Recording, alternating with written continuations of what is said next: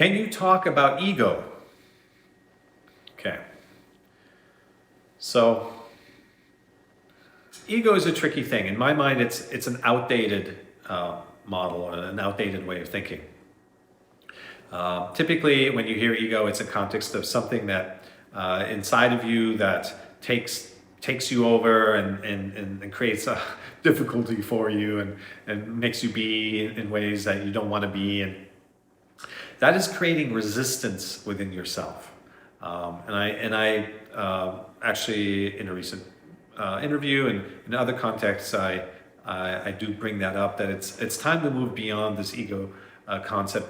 Had its value for its time, but and it's too prone to creating resistance to something within yourself.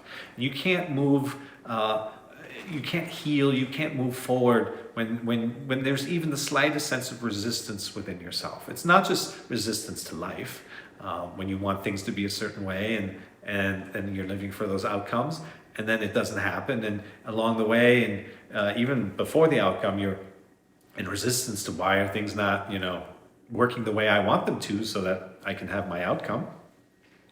But it's also the resistance within yourself. Anything that you resist persists. Anything that you're in resistance to within yourself, you're creating stuck energy around it. Resistance is how we interrupt the flow of life. Thoughts and feelings come and go, and the only time we get into trouble is when we resist the feelings that we don't like. That makes them stay and actually makes them grow and fester and get stronger. Or when we cling to the feelings that we do like and we don't want to let go of them, right? In both cases, it's not about right or wrong. It's not about good or bad. There's nothing good or bad. We're just clinging to the things that and resisting to the things that we're in reaction to, right? So that reactivity is what defines our reality. Our entire reality is defined by the things we react to. There's a big world out there. Anything, anything exists. Anything you can imagine and that you can't imagine exists. Only the things that we react to that kind of jump out at us are the things that we create a reality around. And that reality is always a reflection of the reason why we're reacting to it, right? Something within us that there's a sense of lack.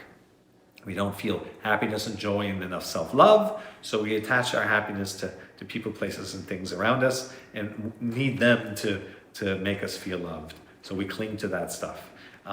There's areas that we carry a wound, that some hurt from the past or even inherited, that we feel triggered by people, places, or things in our environment again, and then we resist those. Same thing. Reality is always a reflection of something inside of us that isn't quite right.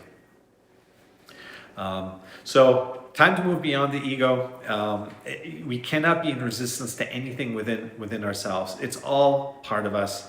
All of you is you. And the best way to move forward is to accept all of you.